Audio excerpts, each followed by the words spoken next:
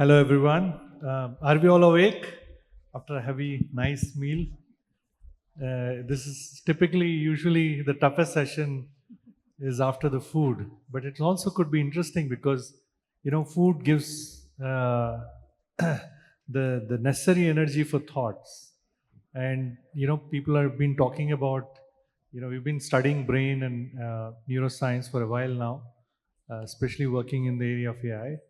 um, One of the interesting findings is that our gut brain, the brain that actually does a lot of thinking, insightful thinking, only comes into action after you had good food. Nourishment is very important. So I hope you had a nice lunch, a nice heavy lunch. You satiated your senses. A quick background of myself: I'm Umakant Soni. I've been in the AI space for last 16 years. In 2009-10, we were one of the first companies out of India to build chatbots. We actually made it live on Yatra.com, and yeah, it was so early that everybody that we used to talk about, including my mother-in-law, couldn't understand what we were doing. Now everybody knows about AI. I mean, cut to 16 years now. How many of you are using ChatGPT or any of those? Oh, okay. How many of you are not using? Okay. Well, I respect him. How many of you have kids who are using ChatGPT to do their homework? How many of you are not aware that they are using? So it's a very interesting conversations, right? Like there was a couple of people who raised hands saying not using ChatGPT, right? I mean, a week back, my kids are writing exams, and I was actually having this discussion with them, and I was like asking them, right? Like, now that you have ChatGPT to do, come up with all the answers and everything, how do you want, exams to be rethought of? And it was very interesting conversation that I had with them, and their perspective. And I heard Sanjeev talk about that, maybe we need to rethink about university ecosystems, how they should be reshaped.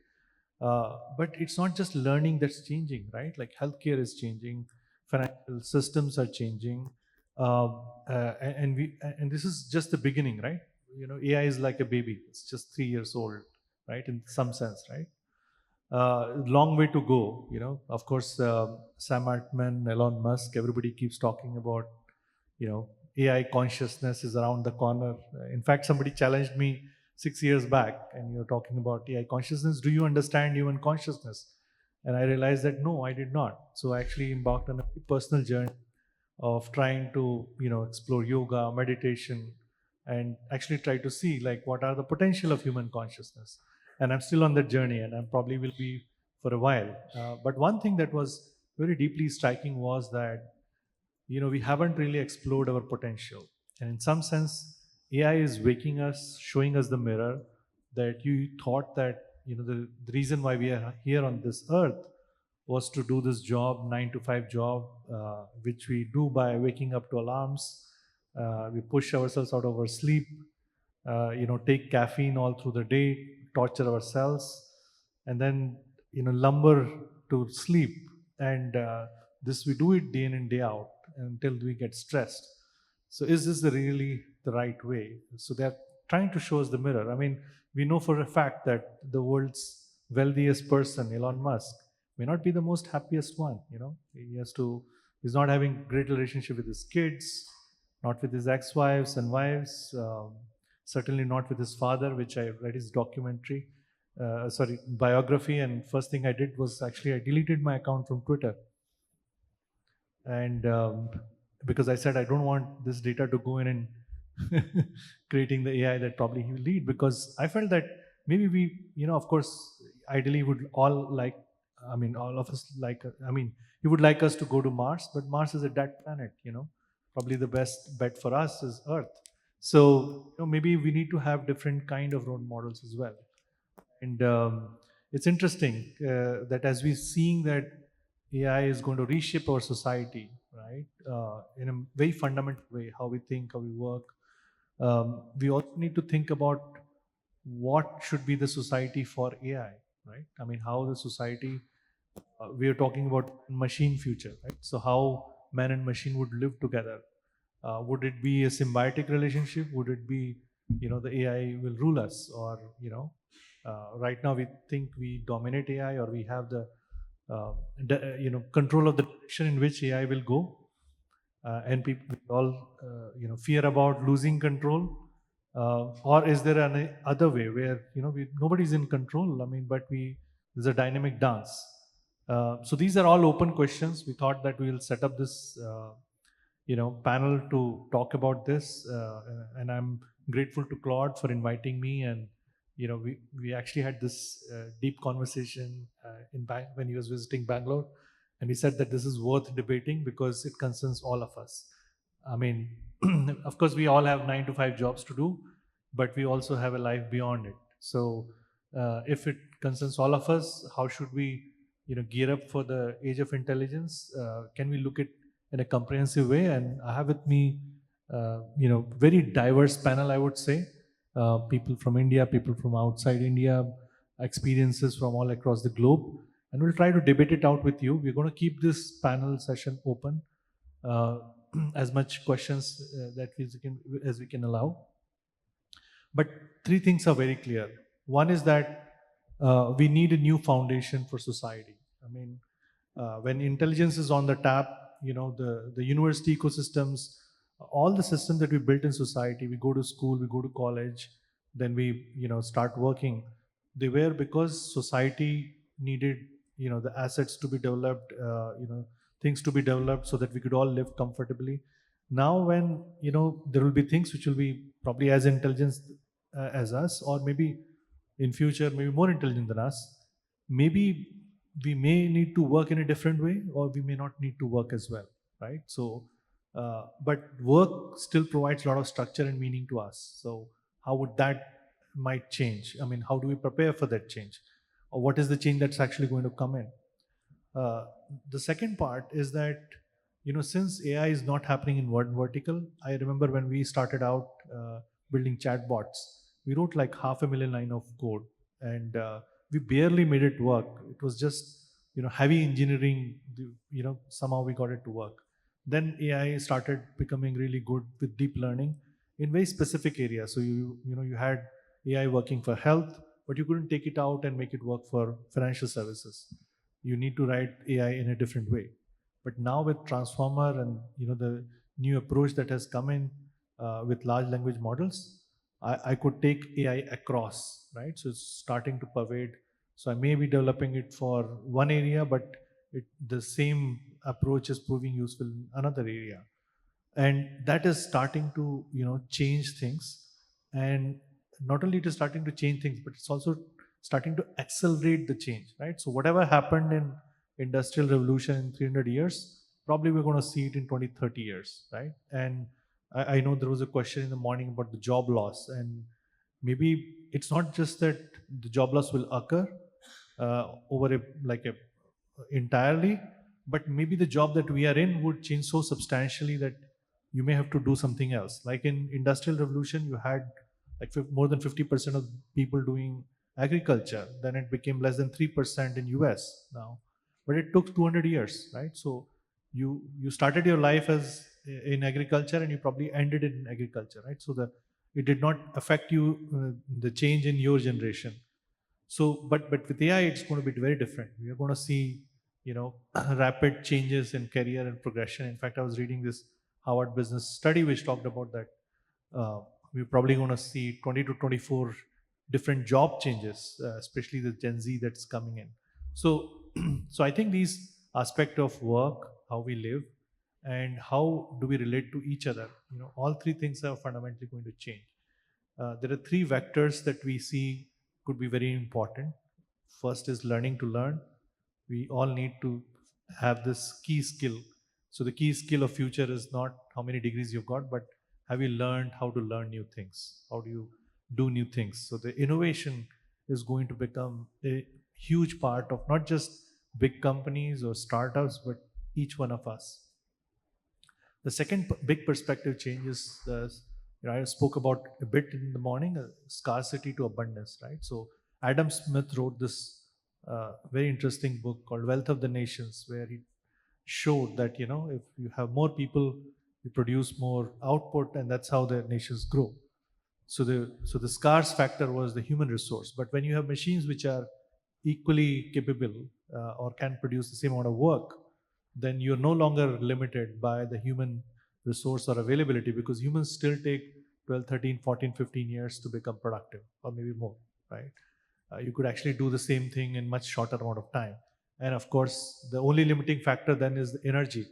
And I heard Mohan talk about that fusion is also, people are moving fusion. So maybe if energy is also, you know gone as a limiting factor, then there is no scarcity. So then everything is in abundance. So when everything is in abundance, what do we build? What can provide us value? What can provide society the value? And these are deeper questions, and some of it we try to look at from a panel's perspective as well. The third thing is what we call as money to fulfillment. So for somebody to be motivated to do a job, either it was money or fame. So it's all external validation. Somebody gives you money, you do the job, if you like the money and you like the job. But going forward, people are going to say, okay, does it makes me fulfilled in some way or the not? And that might become an important factor in you choosing to do certain things. However, today when we are choosing or helping choose our kids, future career paths, we're not even looking at that. So I think some of these fundamental changes, learning to learn, scarcity to abundance, how do we flip the thinking, money to fulfillment, how do we make choices? These three elements are going to create probably the society of future, or society where we're going to live together with machines. So it's important to debate it out. We have a fantastic panel here with us. So I'd actually quickly ask, uh, to introduce themselves and also share with you what the work that they've been doing, and what are the changes that they are foreseeing, and how does it align with some of the things that I talked about. How do you think that maybe the new society that we might have to create together could be accelerated, or maybe in some cases could happen in India early on. So I would actually start with Jagdish. He runs a very interesting company, Humanize AI, and of course he has spent his probably all his life in the corporate world, but he's on a new adventure. So I'd like to start with Jagdish and ask, how do you think next 3 to 5 years or maybe more are going to span, and how the work that you're doing could be actually very interesting. Thanks, Umakant, and thanks everybody to join in. I think thanks, Maja, for setting up this context and this conversation. I think it's a very, very relevant and important topic, this AI for society and society for AI. But Umakant, just picking on your post-lunch, I think there are two learnings that I picked on from your opening remarks. One is I always thought food for thought was just an idiom, but it's not. It seems food really helps you think. Thanks for that. And as for your mother-in-law's point, I think that's universal. Even after 30 years of marriage, I think my mother-in-law still doesn't know what am I doing and why am I doing what am I doing.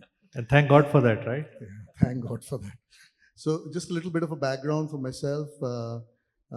As Umakant said, um, primarily in the corporate world, for one of those rare species in the technology employment world who worked for one company for all his career. So I joined as an intern in a company called Mahindra British Telecom, which is now more famously known as Tech Mahindra. And from an intern with a company of about 50 people to quitting the job last year at a young age of 55 to do a startup was 32 years plus. And I quit when I was the Chief Strategy and Growth Officer and responsible for a company that we had acquired, incidentally a lot more famous than our parent company, called Satyam. And I used to run the P&L for that business. Now, since last year, now approximately completing 9 months into the business, but more just exactly 12 months since I left the company, is a company that I realized where customers and to a certain extent what Umakant was saying was sort of on the periphery, but we were not doing that kind of work, which is not learning. It's a easy phrase. People say that, it's a continuous learning, but I don't know whether we were doing enough of continuous learning. I think that plus being able to bring in the actual human expertise and bring in this combination that it is never a competition between man and machine.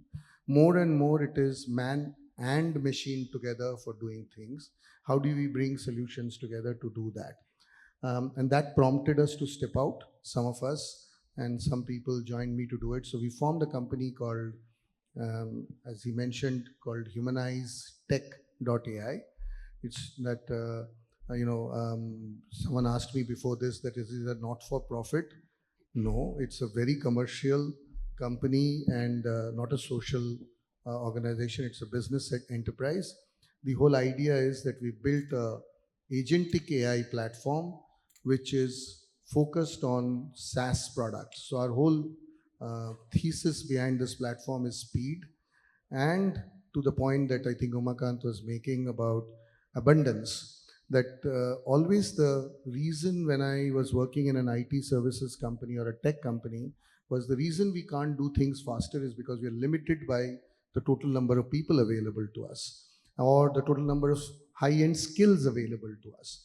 So that's the problem that we are trying to solve, that having created this agentic AI platform now specifically for a product called SAP in its implementation and deployment and support, we think we can slowly move it more and more efficient and not make it 100% manpower dependent. But today we've achieved approximately between 30 to 40% efficiencies by just using that tool. It will obviously grow and increase. So the questions about job losses will happen. The questions about whom are we displacing will happen in the services industry. And I frankly don't have all the answers, but I'll attempt to answer them. But what I think, what we are trying to do in Humanized Tech, and that's the reason why we had this name, is because we strongly felt that we don't need to build an army or build another Tech Mahindra to be able to compete in the marketplace, in the services world. Because we have now these, AI agents that can be duplicated, replicated. I don't have a COVID attrition problem. We don't have a problem related with highest salary increase because some MNC has come to Bangalore and wants to pay them 10 times more the salary.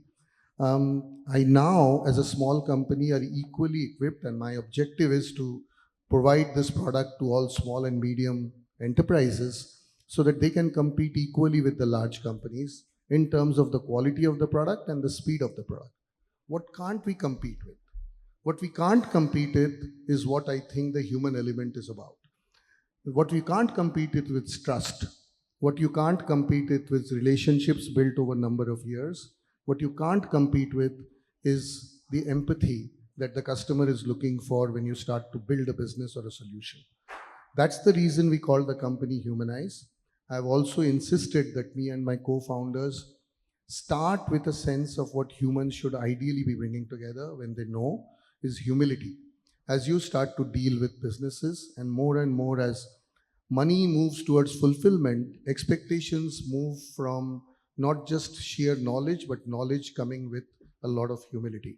So specifically took a call saying, we're going to call our company starting with a small h, not with a capital H, because to me, small letters don't get as much importance as big letters. And I think it's important that we start with giving people the message that it starts from the name itself. So that's the acumen and technology that we are trying to bring together in the humanized element of tech. Thank you. That's a wonderful thought. I mean, I never thought about small letters and big letters in that way. So this is a new observation for me to take back as well. Next to Shashidhar, you are the dean of the School of Digital Media and Communication at Mahindra University, and I know Sanjeev was talking about maybe the universities need to reinvent themselves because it's not that we're going to have job losses. We're going to have 170 million new jobs. but it also means that 92 million jobs which used to be there will be changed. So you would you would require new kind of skills, new capabilities, and that also enforces that maybe we need to change our systems. We need to grow new muscles. When um, like when industrial revolution happened, brawn got democratized. So if you're in agriculture economy, if you're strong, you're very valued because you could lift things, you could move things. But when industrial economy happened, kids and women could operate machines, and it brought them into the workforce. It was very interesting. When AI is coming in, the intelligence is getting democratized. Everybody has intelligence on tap. So far, all our university ecosystem was about gathering knowledge, information, and putting it inside our brains so that we could be intelligent. But now we have a new competitor on block, or we have intelligence on tap, whatever way you look at it. How do we, should look at reshaping our own, university ecosystem? So I'd love to know, Shashidhar, what's your thoughts on that? Thank you, Umakant, and good afternoon, everybody.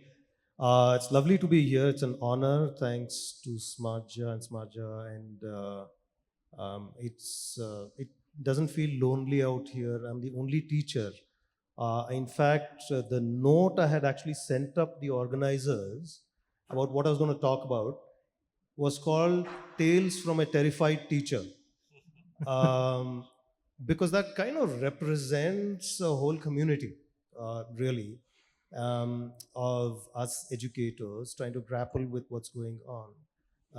I parachuted into Hyderabad. That's where our university is based. From Illinois in the U.S., where I was living before, in 2023. So literally about 8 months after that thing happened, right?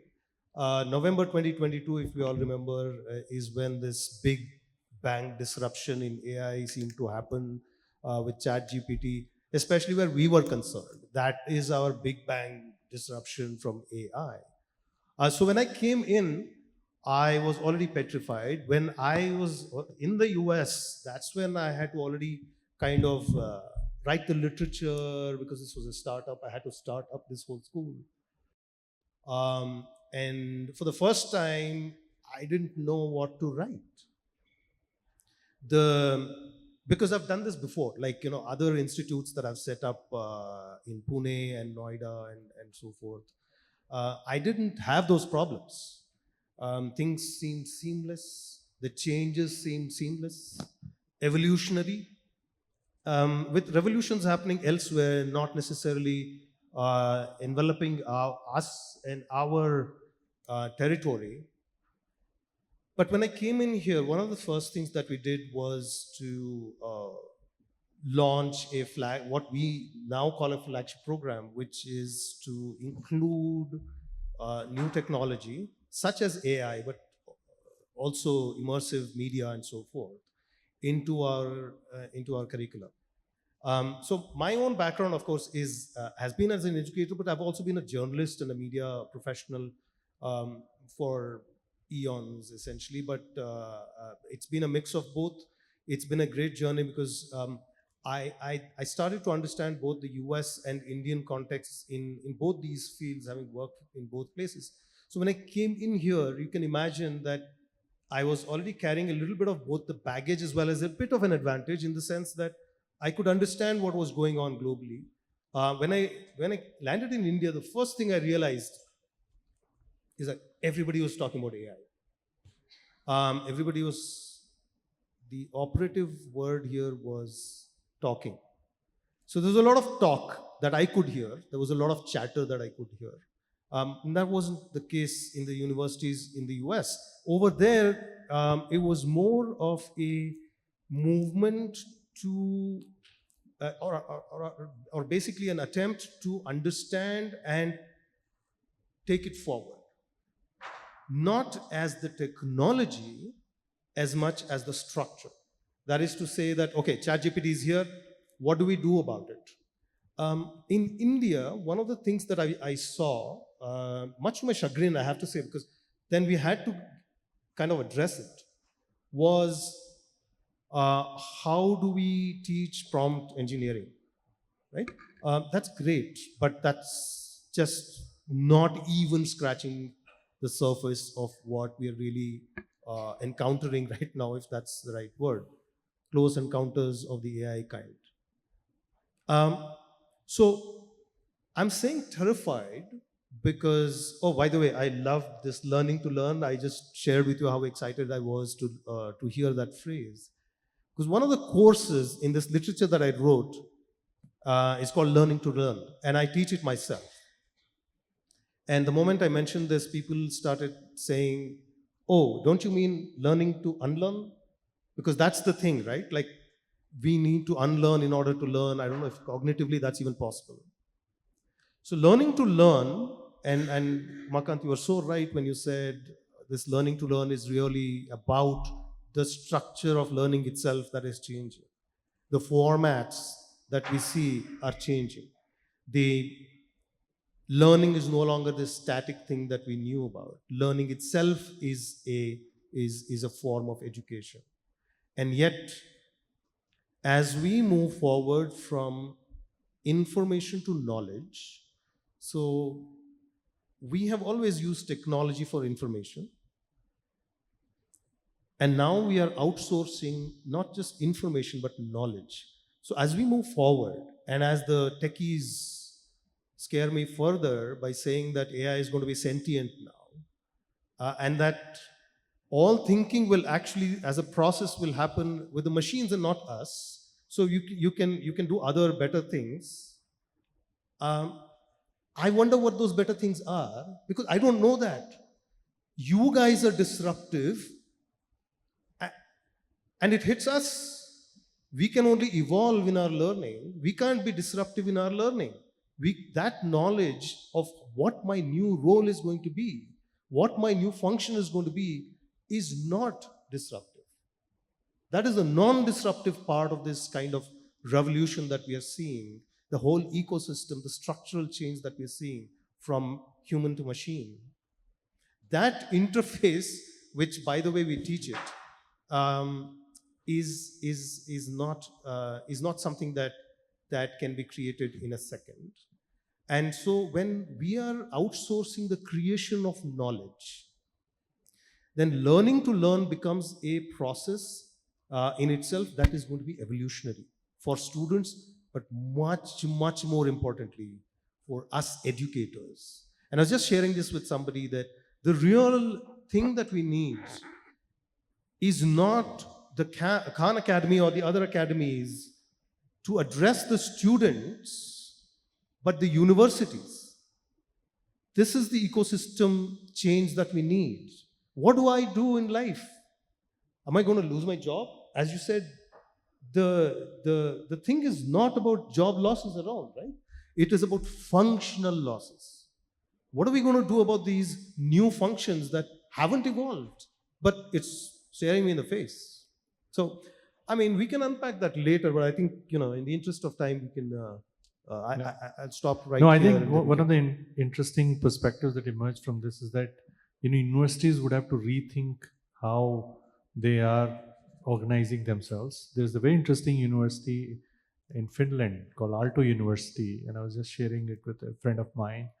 I went to visit them, and I learned that they have completely reorganized themselves. So they used to be focused on learning in, primarily focused on college education. But then they realized that learning to learn implies that people will be learning all through their life. So now they actually revamped themselves. They now became a company, this is a social impact company, and they have 50% money that has come from the government, 50% money has come from companies, and I'm talking about $1 billion in total. And these companies have given them money because then they will send employees every 3 years to relearn new skills, new thinking paradigms. And I was like, wow, this is amazing. Just 1 second to add to that is that so AI is still a subject, in universities, especially here. And rather than AI being the part of an ecosystem, that will seep across like water over rocks. That's something that what you're mentioning, that's what I think we need right now. Yeah. And the other point is like, universities will become innovation centers. So DeepSeek, the founders and the early team have come from a university in China, which has modeled itself on creation of new knowledge by doing things. So not just, learning, but learning, the doing is the new learning in some sense. So experiential learning by doing, creating new things, new knowledge.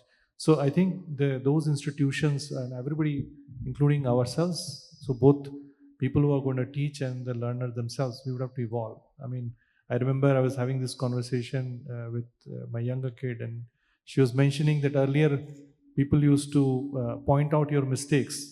Now, if you submit something with mistakes in it, they're very happy because it means that you've not used ChatGPT. So yeah, so maybe it will be new paradigms for everyone. Uh, Having said that, yes, these are challenges, but they also herald new opportunity because everybody is starting at the same time, right? Like all of us, maybe you had some really great skill in the past, but now you have AI, which is equalizing the field for everyone. So there are new places which may have not got the opportunity earlier, but now suddenly have opportunity in front of them. So they could leverage AI and they could leapfrog. So I would actually now like to ask Madan, and of course he's doing some phenomenal work in the rural India. How does he view this opportunity? 170 million new jobs, 20 to 30 years in which we're going to practically digitize all industry is going to lead to new jobs, new potential possibilities. Sure. Thanks, Umakant. Good afternoon, everybody. Elrigu namaskara. And I can't but start this, at least the first few words, without this chant. It'll also be a wake up chant. Let's say RCB, RCB. How many RCB fans here? Okay, come on, RCB. RCB. Okay. The city is right now awash with RCB fans. Apparently, it's choked from the old airport to Vidhan Soda to the celebrations this evening. In fact, this morning I woke up with a shudder saying, did I dream all of it? Was it the AI generated reality for us, or did it actually happen? Because after 18 years, it does feel like an AI generated Did you reality. take the red pill? Yeah, exactly, right? So, but having said that, I think from what the conversations that have been going on, maybe a quick background. I've been in the talent, youth, employability space for the last 25 years. Co-founded this company called Meritrack way back in 2000 as India's first skills assessments and talent measurement company. Usual roller coaster rides, but we ended up by 2011 testing over about 15-20 million youth. We acquired a company of Manipal. Manipal got interested in this business and acquired Meritrack in 2011. In fact, 25 years we complete in August. Continues to run as a wholly owned subsidiary of Manipal. We've tested over about 50 million people so far.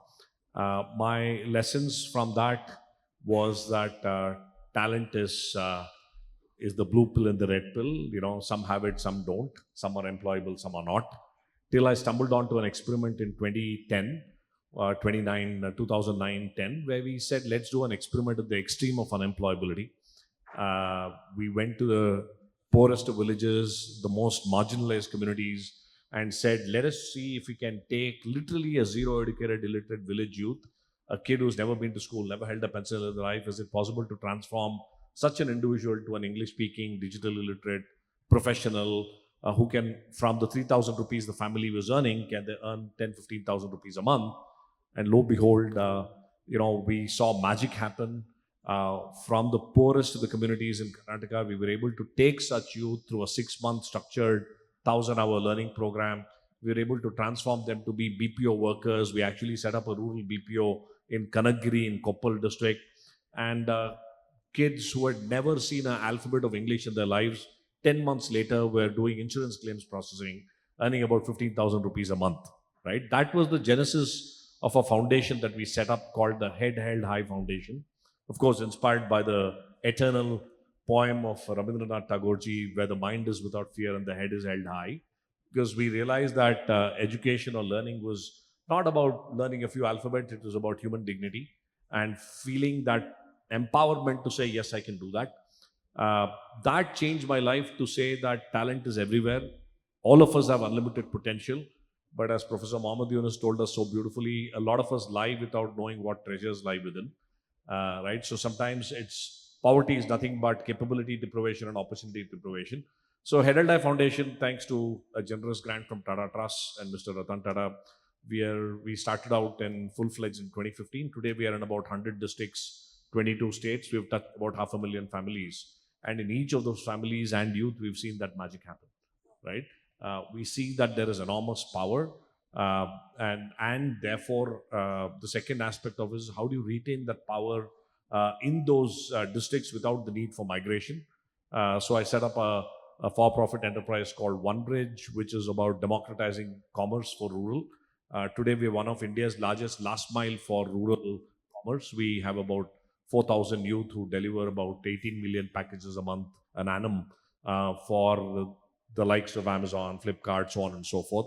So I've again looked at the commerce angle into rural in a big way. And lastly, of course, talking about MSMEs and growth of MSMEs, how do you really create them as the backbone of the country, which they are, but a fairly frail one at that. So my life is at the intersection of youth, rural, entrepreneurship and technology. And in this context, I just want to share a few thoughts quickly. One, I think the single largest opportunity and the challenge that the country faces is that we will have about 150 odd million youth entering the workforce the next 15 years. India will continue to be a younger country for the next 30 years. How do we gainfully leverage these 150 million people to derive economic growth for themselves and for the country? I think is a massive challenge given everything that we are seeing in the country today, right? So any conversation on technology and society and AI must be framed in this context to say, how do we leverage the talent pool that's existing and coming into our workforce? And how do we make sure that they are just not money, but the fulfillment, right? All of them are coming with aspirations in their heart. In fact, we recently did a survey of 1,000 youth from the poorest of the communities, and I was quite taken aback. We asked them three simple questions. How many of you heard of AI? How many of you know what AI stands for? And how many of you think this is going to be useful in our lives? I was expecting somewhere in the region of 20-30%, positive responses. A whopping 83% of them said we've heard about AI. About 60% of them were able to say this is artificial intelligence. And 54% or odd said, I think this is going to be very useful in our lives. And if we don't know how to use it, we'll be left behind. So there is massive information. They read the same WhatsApps that you and I do. Smartphone penetration is fairly heavy, right? But unfortunately, the usage is still low. Again, you and I use Vipapa phones and use UPI on a daily basis. We've actually stood outside stores in rural India to say how many of them are using UPI at least once a week, and the number is less than 10%, right? It's still cash driven. People don't trust the technology. They think, what happens if something goes wrong? Where will I get my money back? How will I get it? So any technology for me, I always wondered why should it be built in Koramangala, used in Koramangala, and then it trickles down all the way to Kolar or Koppal or wherever. Why can't it go rural first, right? And I think that is something that we must, especially at the cusp of a new tech like AI, we should create use cases and figure out how it will work for the masses in parallel to working for the cities, right? And that I think is a huge challenge because all of us are sitting in our cocoons here and imagining what use cases can be. And typically we look at the use cases that are close to us, right? So to universities, to colleges, we're saying set up labs in the villages. Let's figure out what's happening. In fact, as we speak, 60 students from IIIT Dharwad are in the field creating specific use cases for farmers, for SHG members, for FPOs, for youth, etc. The last thing that I want to also say, which is critical, is that last 10 years being in rural, I've seen scams of every sort, insurance scams, loan scams, cyber crimes. And I think it's also, to my mind, more important to prevent the abuse of AI on these population first, and tell them that what are the challenges that you're going to face when you don't recognize what is AI and what is not AI, and then get them to use it, right? So I think we should, as a society, create guardrails. I must have filed at least some 20 cybercrime complaints so far, and frankly, not one of them have seen the light of the day in terms of resolutions. So, as a society, we must also create guardrails to say how do we prevent abuse of AI in the rural economies before we even start thinking about the use. And lastly, one of the initiatives that we've started at the foundation is we're saying it's not Gen AI. What we need is Jan AI. We need to AI to work for the people. So we are trying to create a movement where we can create distribution rails of youth, of farmers, etc., who can use AI, create use cases, create role models, get over the fear, build trust, and say this is safe enough and there are enough guardrails. And I think only then we can really massify this technology. Otherwise, it will be an elite few sitting in conferences like this talking about AI for a long time to come. Thank you. I think it's amazing you talked about AI divide, right? Like, so far we've been talking about digital divide, but technology in digital divide was just a tool. But with AI divide, it's going to be running much deeper, and in literally in some sense, maybe we need to think about like how do we get AI to be democratized at all levels, right? Not just in rural, urban, but all across. And maybe that's where maybe we need to think about universal basic intelligence before we think about universal basic income. And of course, maybe we need to evolve the Indian ecosystem in a different way. I mean, day before yesterday I was reading this very interesting article which was talking about that India is the place where the largest number of chat GPT users are, ahead of US. We are the third in terms of DeepSeek. So we are a big, users of AI. But the point that you mentioned about creators of AI, right? Like now the technology exists. If you can diffuse it to the lowest level, maybe people in rural India could come up with solutions to their own problems. So how do we make them creators? And maybe that's where the new universities ought to be focusing on. How do we make everybody a creator of sort? So this is interesting and exciting, and maybe these would be the new pillars of Indian society that we could build. Now, I would actually like to ask Kenneth, and he's been, in the role of an investor. I, after being a chatbot entrepreneur in 2009-10, started a venture fund called Pi Ventures. We funded 15 companies in AI space through that. Then I set up an investment company called AI Foundry. Another 2-3 companies we invested in that. So we've seen that, like in India, you definitely have talent. If it can get back with the right kind of capital, new models could emerge, new solutions could emerge. And some of those companies are tracking 100 million revenue. Some of these companies are, discovering cancer really early. They're going global.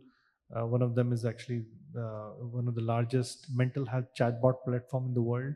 So we know that the companies can emerge in India and they can go global. And with AI, machines don't understand this notion of nation, right? We do. So they can go global fairly quickly. So I'd actually like to ask Kenneth, I know they've been looking at consumer related stuff, and that looking at very unique companies. They've been backing early investors in quite a few companies or brands that have been part of our daily lives. How are they seeing the future? What are the things that could emerge from India and go global? And how do you feel, maybe, since we are talking about society for AI and AI for society, is there a way in which we could take a new leap, right? We could create the new society, maybe more fair society, fair for both, as Arthur C. Clarke used to say, right? Whether you're made up of carbon or silicon, each should be treated with equal respect. So maybe, is there something that we could, like entrepreneurs in the room, could think, something new, and you would be very happy to back them? No, thank you. So, can I use this? Hello. No, thank you so much. Great to be here. And I must admit, it is incredibly humbling. The people I've met here, heard through the day, everyone's done great things. I also feel very inadequate and underprepared. I have no clever words or no clever things to say, I think. I'll just share some purely unfiltered thoughts. Um, I I run a fund currently. Four of us started a fund about 15 years ago. We run about $500 million now. It's a domestic fund that has raised money from people we know, families in India largely, and Indian diaspora across the world. Um, and for the last 15 years, we've always said that India is where the US was in the 60s and 70s, where China was in the 90s, where Korea and Japan probably were in the 70s and 80s. And hence, we have only invested in consumer brands. We have not done too much of tech. We've not done any of the really amazing things that you read about in papers. We've done very old school businesses. We've funded companies making deodorants, sanitary napkins, giving loans to people, just simple stuff, flipping burgers. We were early investors in Winnie Cosmetics that makes fog deodorants. We were the only investors in a company called Westlife, that is the South and West franchisee of McDonald's, is now listed over $1 billion in markets. In credit, they give home loan, personal loans and home loans to people. So these are all fairly simple businesses, and that's what we've always done. And now suddenly there is AI, and AI is every conference is only AI, AI, AI, and we were not even in tech, and now we're in. But I am very optimistic in general, because if I were to just tell you a little bit about myself, I did my 12th standard from a really small place that I bet not more than one person, if that, would have heard about, which is a place called Yol in Himachal Pradesh. And my dad drove me 300 kilometers to a place called Jammu, where I wrote JE for the first time in my life. All my life I'd been a topper and studied everything, and then I saw this JE paper, and it's the first time in my life I got a 0 in life. I just didn't know where to begin solving the JE, because I'd never heard of JE tutorials, and I went in having studied CBSE, and suddenly they had these incredibly complex problems, right? So I thought, oh, I don't know what this is. Went back, I was third in my state, got admission to a college in Karnataka, which was NIT Surathkal now, KREC Surathkal back in the day. Reached there and met suddenly a friend who had a JE rank of 2000, and I thought he was a god. I thought, oh man, this guy has a JE rank first of all, and his JE rank is 2000. So for the first 1 year, and he was from Delhi. And the first time I ever met him, he was listening to Judas Priest. So all these things were mind-blowing. JE rank, JE mein zero to nahi aaya uska. Judas Priest, I didn't know what he was listening to. And I just started to emulate him. And then by second year, I was second in university. And then I got into IIM Ahmedabad. And then I met a whole bunch of people who were actually, JE rank 2 was in our batch, and IIT Delhi Comp Science and things like that. And again, it felt like abhi to hum log county cricket khel rahe the, now we are playing with chain one. So again, full paranoia. Again, I studied hard and got a top 20 rank. Then I went to the US and started consulting. My first assignment was with Barnes and Noble. This is 1999. And I was consulting with Barnes and Noble, and they were the largest bookseller in America. Huge. And they were facing an upstart called Amazon, and they were paying me $300 an hour to consult with them on how to fight Amazon. And we all know how that went. It didn't go very well, right? I don't think Barnes Noble exists, or even if it does, it's a pale fraction of what it is. And Amazon is what Amazon is. And then from there, my wife to be then wanted to be a doctor, and there was no way that she could move to the US. My best friend was in India. He was with Kotak. India was launching futures, options, and derivatives. His boss met me on vacation and said, what do you do? I said, I do consulting in the US. He said, no, this is a wonderful new market, derivatives opening up. I said, but I haven't even done anything in finance. I'm working in consulting. He said, kisi ko nahi aata, come. So we were part of a 4-man team. It's the same with AI right now. Yeah, exactly. That is the point I was coming to. And we were part of a 4-man team at the largest broker in the country, Kotak Securities. And we were going around evangelizing futures, options, and markets to the most advanced traders in the country. And I didn't know it, but they didn't know it either. So it was all even. 2010, I left from Kotak. I went to Edelweiss. We used to run a large fund there. 2010, I left. And I've been on my own since then, investing. Passionate about movies, passionate about sports, and very, very passionate about markets. I think these are places where everything, everyone has a chance. These are not places where nepotism helps you. These are not places where movies you could still argue, but markets and sports definitely, is a place where everyone's level. And and one of the things that I'm also, still very glad about is that I moved back to India, and to this day, I am connected to small town India because of where I went to college. I fell in love with Mangalore, and I keep going back to Mangalore. I bought a house there, invested in a few businesses with a few friends there. And as you travel out of the cities, and as you travel out of what my friend here called these cocoons that we all live in, and I've also worked in 6 different countries, drawn a salary in places, as diverse as Seoul, Malaysia, the US, UK. Um, at the other end of the spectrum also, when you go to UK and you get out of London, I took my family, we went all around UK last year, right? 22 days across the UK. You actually see that, father gives his son a watch when he graduates. There isn't as much of tech as we living in Indian cities do. In Indian cities, I just find that people are consumed with tech. My daughters are on the phones. I'm on my phone. We don't go to the shop because someone delivers things to us. But I think in India, we are just overly lost in the importance of tech. I think a lot of the world still remains very, very simple. Uh, Even in India, outside of the top 5, 7, 8%, I think a lot of the world remains simple. And I think the other big, big advantage of India, while we talk all this macro, we worry about how many jobs and what are people going to do. Think back to demonetization, right? All of us and every social media warrior complained about how difficult it was, how people stood in lines. And the fact is that not one of my friends, not one of your friends was in the least discomforted by demonetization. Because you sent your helper to go stand in line at the ATM and withdraw money. Or you got a line of credit because you anyway, get lines of credit. The people who were discomforted were people who have always had an uncomfortable life. They used to standing in lines. They stood in line in the morning to get water. They stood in line to get their rations. This is not the life that you and I see. And they didn't complain. Narendra Modi came back with a larger, because their life wasn't really, for them it was business as usual. They stand in line to pay their cylinder, to get a cylinder. They stand in line to get rice every week. And I think that is also very, very important for us to realize. Whether we have jobs or not, COVID happened. Again, on social media, you felt like, oh, what is going to happen?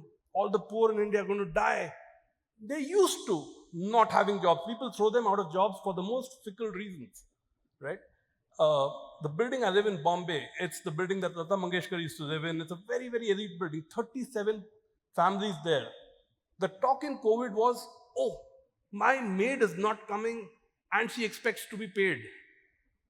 We are just extremely privileged and extremely insensitive people at the top end of India. The average person in India, and when I say average, I would say that number at 90%, has an extremely basic and extremely uncomfortable life. And all he or she is looking for is a delta from there.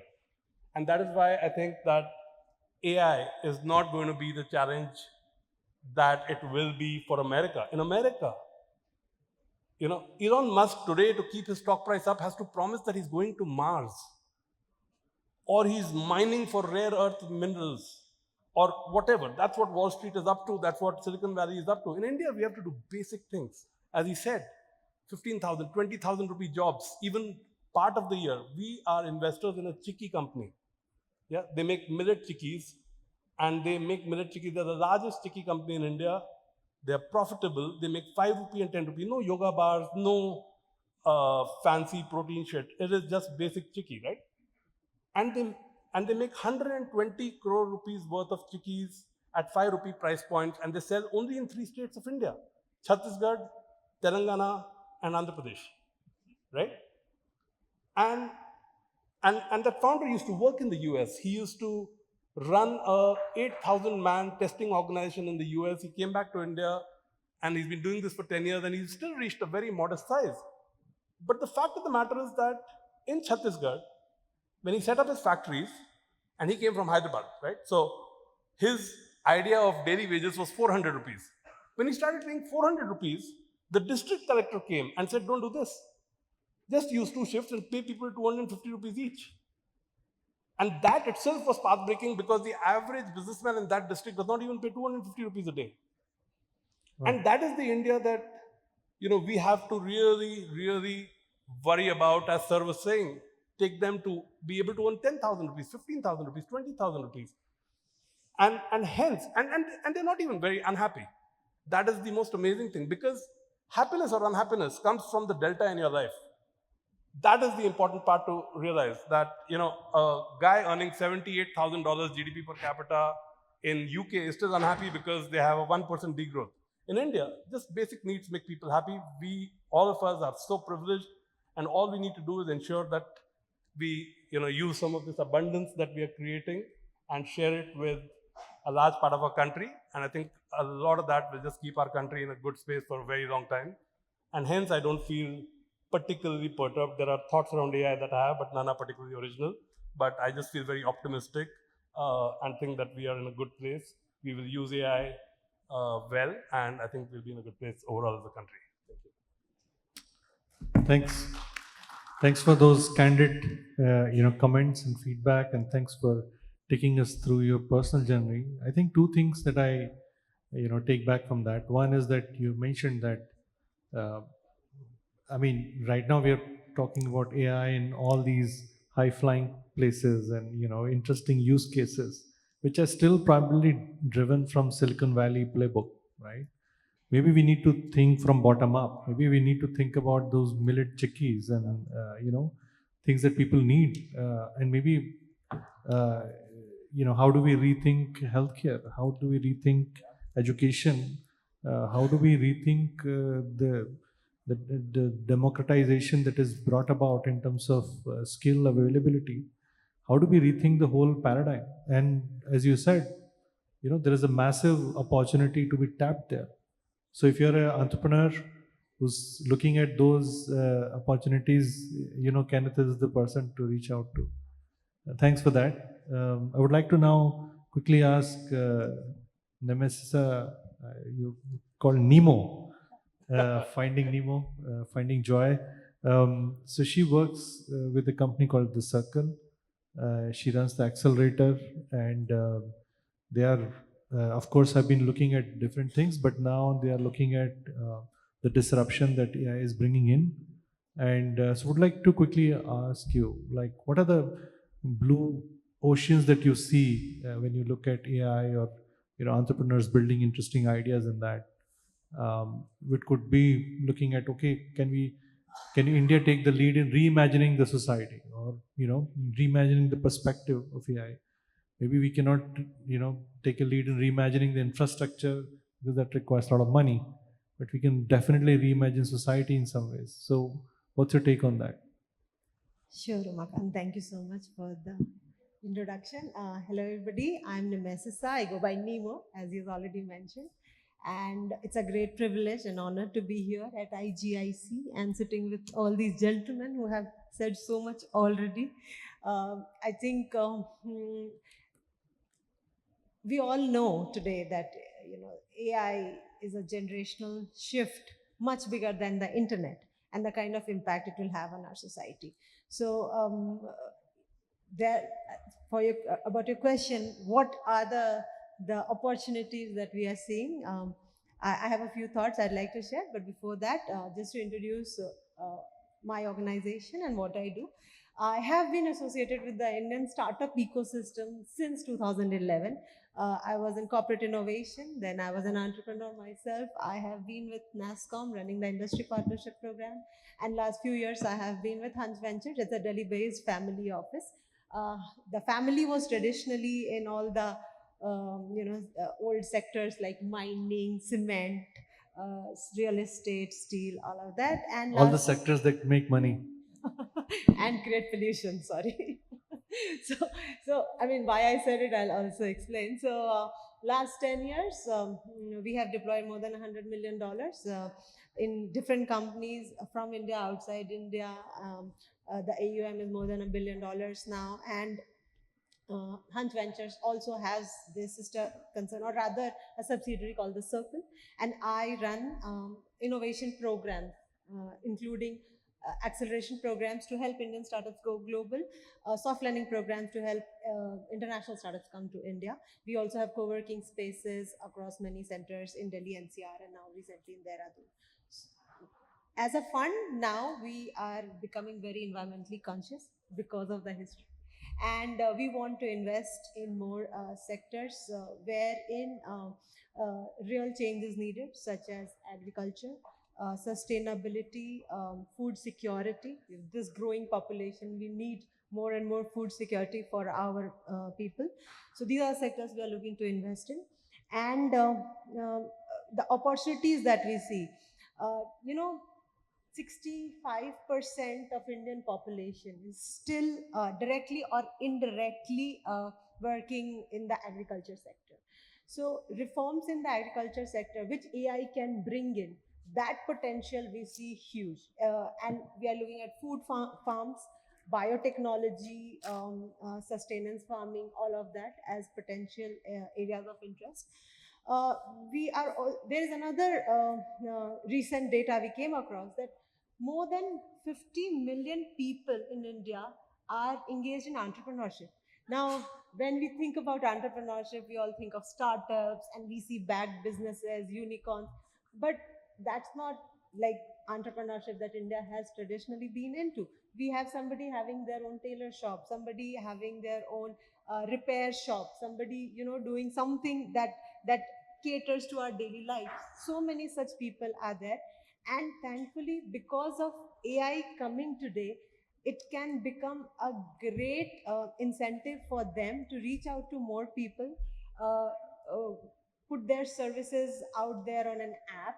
Like today, if you think of urban company is employing freelancers, but what if these people could be the owners of their own businesses, and they run it from getting customer data, getting the feedback, to actually scheduling the task, everything that is possible by using AI. That's a huge, huge opportunity. And as India needs more than 70 million jobs, those jobs cannot be created in the next few years. We have to make people as job creators. Like one person who is employing five people, that person becomes like a great leverage to the economy, and we need more such people. Good thing is with AI is that today those people can learn how to run a business by sitting in a city in Maharashtra or Tamil Nadu or Bihar or Uttar Pradesh, anywhere. Last week I was in Bihar for a conference, and one lady, she was from a small town in Bihar, and she asked me that, okay, you guys come, you talk. So we were a bunch of people again in a panel, and she told me that the question was that I'm here with my kid, and she's a girl in the second year of college, and we keep hearing so much. We see Shark Tank, but I don't know how this can benefit her, how she can become an entrepreneur, how she can be involved in all these things which are happening in the country. And then it struck me that why while today we are sitting in urban centers and talking a lot, actual benefits can go to those people who just know how to use internet. They can go, they can learn, and as in the earlier session by Mr. Sanyal, we heard that universities, they were a center where anybody can come in once they get an admission and get that knowledge. Today that girl sitting in Muzaffarpur in Bihar can get that information, and if she gets to know or becomes aware about the different schemes that the government of India is giving, the state government is giving, like the Startup India Seed Fund scheme, for example, she can start it on her own. And these are people who have education. there are people, especially who are into agriculture, they can learn how to efficiently use their resources, how to count their livestock, how to, do precision farming. And as we work with startups, we have seen that, these problems are not just in India. We run global programs. We work with one startup called Five Farm, who were automating agriculture, and they found users in Thailand, in Vietnam, because it's not just an India problem. AI and deep tech are inherently global in nature. So for entrepreneurs, the biggest I think opportunity is if they create something that is useful in India, can be useful in the underserved parts of Asia, in Latin America, and many other regions. No, that's a great summary. I mean, India is actually having close to 900 million people in the demographic potential, right? 15 to 64. And what if we can couple each one of them with AI, right? And it can raise their efficiency levels. I mean, that could be a huge multiplier in GDP.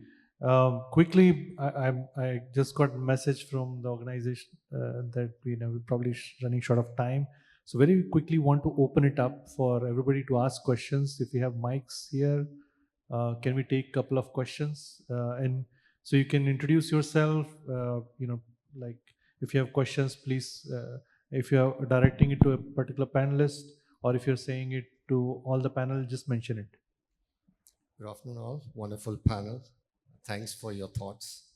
I'm Nandi Dharmakishore, founder and CEO of Ashtaksha Labs, which is a cybersecurity and AI/ML research, service, and training company.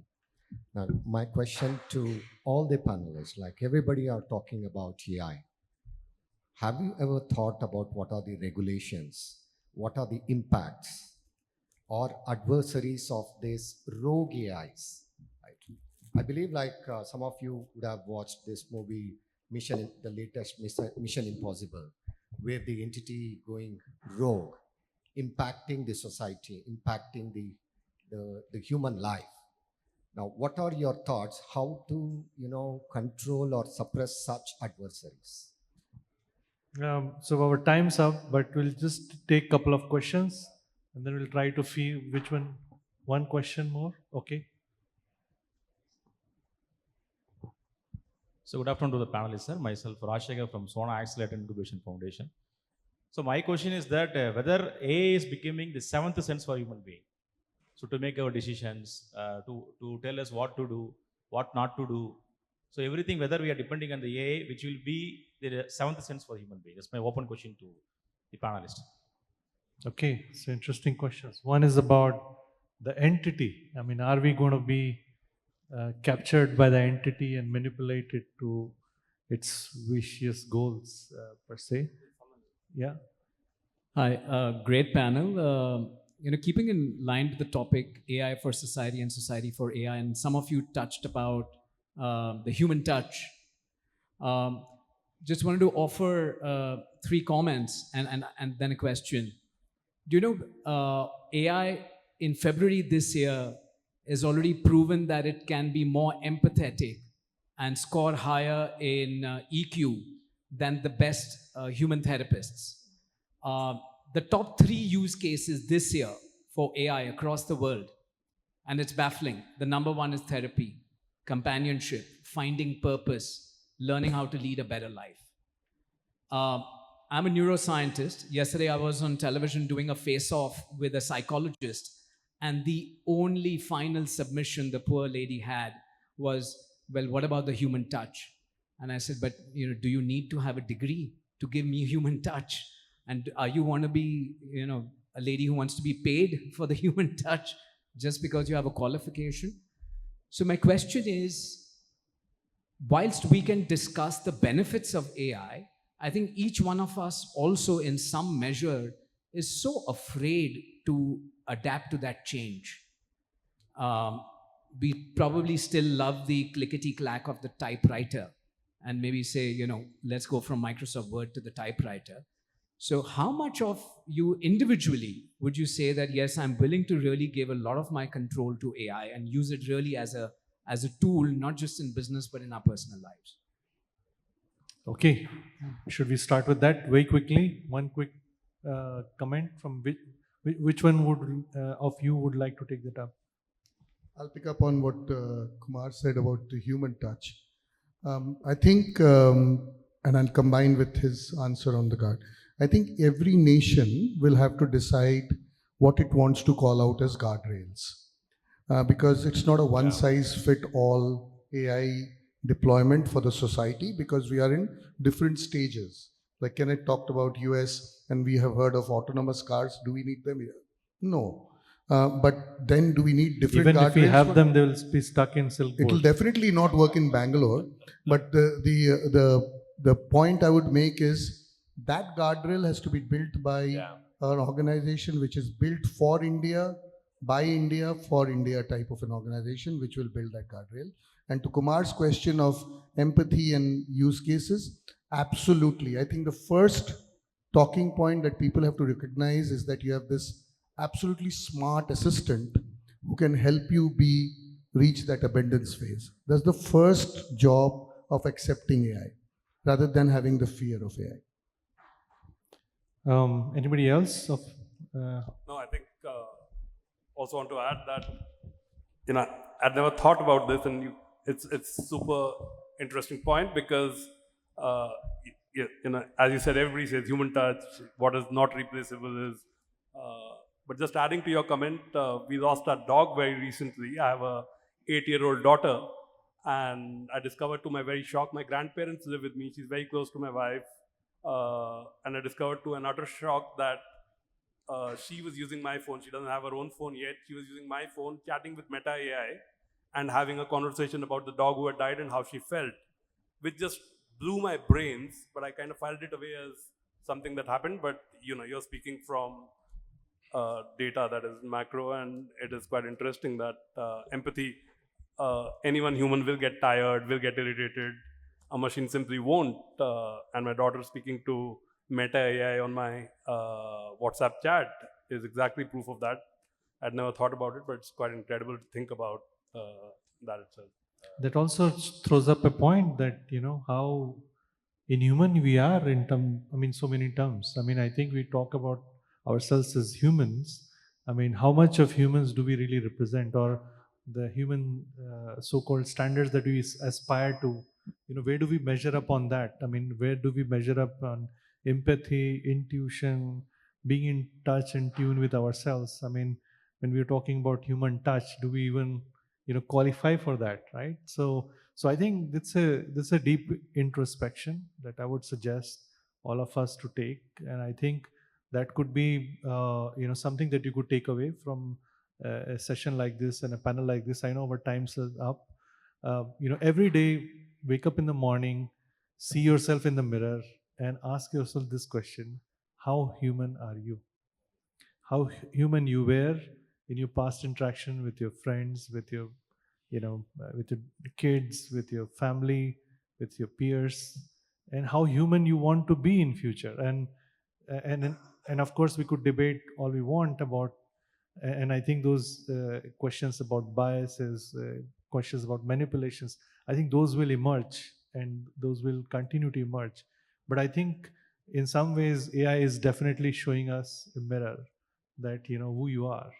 It's time to probably face off with our true ourselves, and maybe that would actually help us build the society for future with more honesty and more truthfulness than we have actually been building so far. So thank you so much. Thanks a lot. Time's up, but it has been such a wonderful session, chatting with all of you. I know we couldn't ask that many questions, but our panelists are going to be around. Please feel free to ask them more questions. Thank you so much. Thank you.